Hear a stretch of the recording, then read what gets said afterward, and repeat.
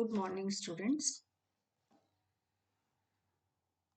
Utilisation of plants में wood शीर्षक के अंतर्गत आज हम टीक वुड के बारे में पढ़ेंगे।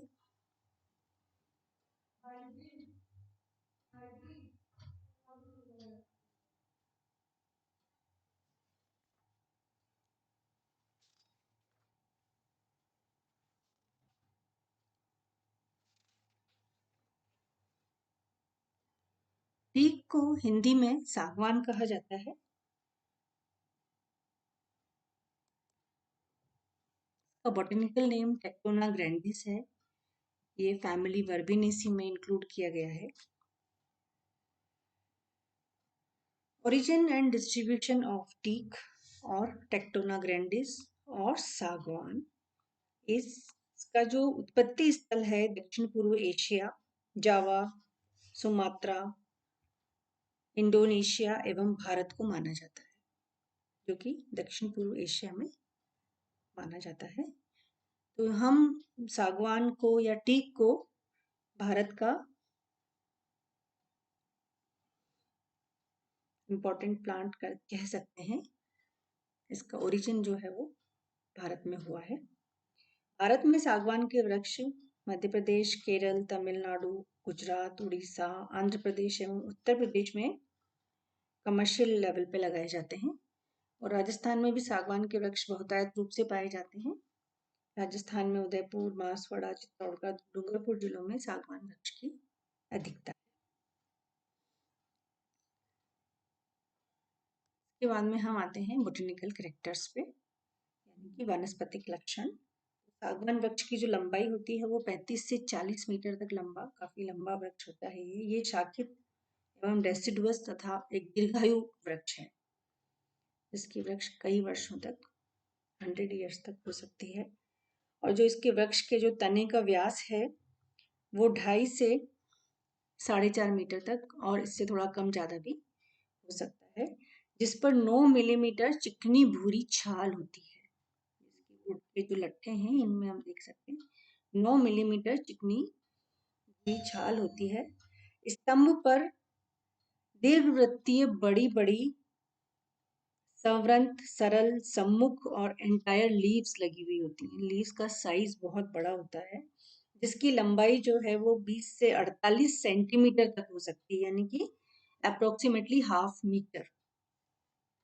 पेनिकल पुष्प क्रम में व्यवस्थित पुष्प सफेद व छोटे, सहपत्री एवं उभयलिंगी होते हैं। इसके पुष्प के बारे में डिस्क्रिप्शन है, ये हम देख सकते हैं इसमें डायग्राम में। और सागवान का वृक्ष का जो फल है वो 4 चैम्बर्ड एक ड्रूप है। तो ये इसके वानस्पतिक लक्षण हैं। सागवान की अच्छी वृद्धि के लिए 22 से 27 डिग्री तापमान एवं 120 से 300 सेंटीमीटर एनुअल रेनफॉल वाले जो एरियाज हैं और जो कि समुद्र तट से करीबन 1000 मीटर तक की ऊंचाई पर हों, वो आदर्श माने जाते हैं। और सागवान के लिए जो जलोढ़, हल्की दोमट से भारी दोमट या जो कंकरीली सॉइल होती है वो उसमें इसकी अच्छी वृद्धि होती है। तो as far as climate is concern, 22 से 27 डिग्री तापमान, 120 से 300 सेंटीमीटर वर्षा और समुद्र तल से करीबन 1000 मीटर तक की ऊंचाई वाले जो एरियाज हैं, और वहां पर अगर जो मिट्टी है वो हल्की दोमट से भारी या कंकरीली या जलोढ़ हो तो वो इसके लिए उपयुक्त मानी जाती है। वहां पर इसका वृद्धि है वो बहुत अच्छी होती है। सागवान के वृक्षों का जो प्रोपोगेशन है वो बीजों के माध्यम से किया जाता है। बीज से छोटे पौधे तैयार करके फिर उनको ट्रांसफर करके उनसे ट्रीज तैयार किए जाते हैं। Now comes characteristics of teak wood. Teak wood को टिम्बर वुड का पर्यायवाची माना जाता है, सिनोनिम माना जाता है। टीक वुड को क्यों माना जाता है? क्योंकि जो ये है, ये हमने देखा यहाँ पर, ये स्पष्ट रूप से सैपवुड हार्टवुड में डिवाइडेड है। बाहर का जो रिंग है दिस इज सैपवुड एंड अंदर का जो डार्क कलर्ड रिंग है दैट इज हार्डवुड, तो ये उसमें विभाजित होता है। और जो परिधीय जो रस काष्ठ जो ये है, जो परिधीय जो सैपवुड है, या इसको हम रस काष्ठ भी कहते हैं, ये सफेद या हल्के पीले रंग की होती है और ये दीमक रेजिस्टेंट नहीं होती है। ये दीमक एवं फंगल रेजिस्टेंट नहीं होती है, तो ये काम की नहीं है, ज्यादा इसका वो व्यावसायिक उपयोग नहीं है। लेकिन जो हार्डवुड है इसकी, वो सुनहरी पीली और परिपक्व अवस्था में अधिक गहरी हो जाती है और इसमें कम जो फंगस और जो दीमक है उसके प्रति प्रतिरोधक क्षमता के होने के कारण ये ही व्यावसायिक दृष्टि से अत्यधिक उपयोगी होती है। इसमें सागवान का जो वुड है, ये रिंग पोरस टाइप का वुड है और इसकी काष्ठ छूने पर चिकनी एवं इसमें स्मेल होती है, तीव्र गंध होती है इसमें।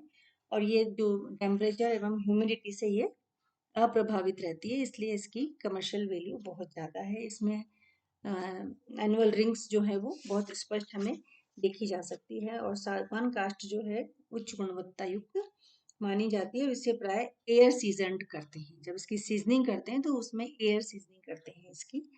और अब आते हैं हम यूजेस, सागवान के यूजेस। तो सागवान वृक्ष की काष्ठ के साथ साथ इसके अन्य भाग भी व्यवसायिक दृष्टि से बहुत उपयोगी हैं। इसकी पत्तियों से डाई प्राप्त की जाती है। सागवान के पादप के बीजों से साल बटर मिलता है जो कि चॉकलेट निर्माण में उपयोगी है। तो पत्तियां यूज में हो गई, सीड्स यूज में हो गए। सागवान के फल का भी औषधीय उपयोग है, इसका जो ड्रूप फल है वो भी मेडिसिनली इम्पोर्टेंट है। और सागवान वृक्ष की जो छाल है उसका उपयोग सेलुलोज उत्पादन एवं टैनरीज में किया जाता है। चर्म शोधन की जो हमारे कारखाने होते हैं उनमें इसकी इसकी जो ये बार्क है, हमने कहा था ये 9 मिलीमीटर मोटी बार्क इस पे होती है, तो ये बार्क बहुत उपयोगी है। ये टैनरीज इंडस्ट्री में काम आती है और इससे सेलुलोज भी बनाया जाता है। सागवान के तने से प्राप्त साल डामर नामक एक ओलियो रेजिन हमें मिलता है। इसके तने से साल डामर नामक एक ओलियो रेजिन मिलता है जिसका उपयोग जूता polish, paint, carbon paper, typewriter इत्यादि के फीते इत्यादि के निर्माण में किया जाता है। इससे उत्तम किस्म का फर्नीचर तो बनता ही है। और रेलवे स्लीपर, पुल निर्माण, कृषि यंत्रों में भी इसकी वुड का उपयोग किया जाता है। तो इस प्रकार से सागवान जो है वो बहु उपयोगी पादप है, जिसका कि हर एक पादप भाग जो है वो इकोनॉमिकली इम्पोर्टेंट है, कास्ट तो है ही। अब हम एक दूसरे टीक पर आते हैं जिसको कि हम मारवाड़ टीक कहते हैं। इसका कॉमन नेम रोहिड़ा है। इसको हम रोहिड़ा भी कहते हैं और इसको मारवाड़ टीक भी कहते हैं। इसका बोटेनिकल नेम टिकोमेला एंडुलेटा है और इसकी फैमिली बिग्नोनिएसी है।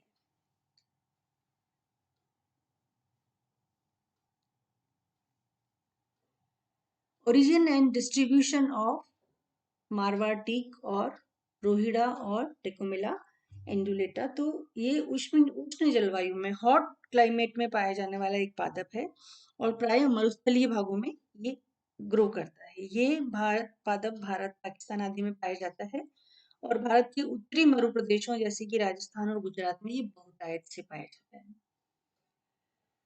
इसके बॉटेनिकल कैरेक्टर्स जो हैं, रोहिड़ा का जो वृक्ष है, यहाँ हम देख पा रहे हैं इसकी इमेज। रोहिड़ा का जो वृक्ष है 5 to 9 मीटर की ऊंचाई पर, लगभग 5 to 9 मीटर की ऊंचाई और 1.5 से 2.5 मीटर इसके तने का व्यास होता है। डायमीटर इसका होता है 1.5 से 2.5 मीटर तक का इसके तने का व्यास होता है।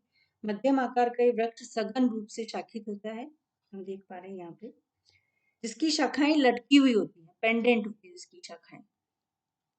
पादप की जो पर्ण है वो सरल एवं दीर्घाकार होती है। पीले या गहरे नारंगी रंग के बड़े व आकर्षक पुष्प जो हैं वो शीर्षस्थ सीमाक्ष पुष्प क्रम में विन्यसित होते हैं और इसका फल जो है वो कैप्सूल होता है।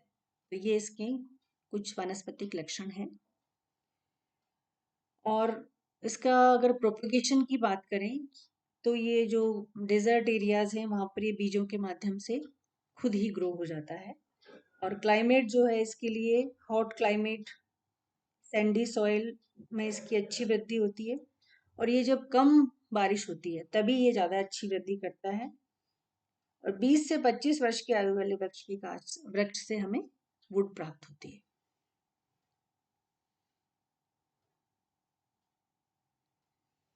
ये जो करेक्टर्स हैं, रोहिड़ा की जो वुड है, इसके जो करेक्टर्स हैं, इसकी कास्ट भी हार्टवुड और सैपवुड में स्पष्ट रूप से विभेदित होती है। और जो हार्टवुड है वो धारियों युक्त एवं भूरे रंग की होती है। इसमें जो कास्ट जो है वो टिकाऊ है और प्रतिरोधक क्षमता रखती है फटने और सिकुड़ने के प्रति। मतलब ये जो वुड है ये फटती और सिकुड़ती नहीं है। यही एक बहुत इंपॉर्टेंट कैरेक्टर्स हैं जिसकी वजह से ही वुड की कमर्शियल वैल्यू बढ़ती या घटती है। इसको भी एयर सीजन किया जाता है, और ये जो मरु प्रदेश हैं हमारे, इनमें इसको टिम्बर वुड के रूप में यूज में लिया जाता है। यूजेस: फर्नीचर और गृह निर्माण में इसकी लकड़ी काम में आती है। कृषि यंत्रों में इसकी लकड़ी काम में आती है, और पत्तियों का पशुओं का चारा के रूप में काम में आती है। और जो पुष्प हैं उनसे डाई बनाई जाती है। तो इस प्रकार से हमने देखा कि वुड में सागवान और teak and Marwar teak. Teak is sagwan और tectona grandis, and Marwar teak is rohida और टिकोमेला इंडोनेटा। इनके बारे में हमने डिटेल में, इनकी वुड की कैरेक्टरिस्टिक्स, किस जलवायु में ये अच्छे से ग्रो करते हैं, किन प्रदेशों में ये पाए जाते हैं, और इनके क्या क्या यूजेस हैं, इसके बारे में हमने डिटेल में जाना। तो मैं आशा करती हूँ आपको ये चैप्टर ढंग से समझ में आ गया होगा।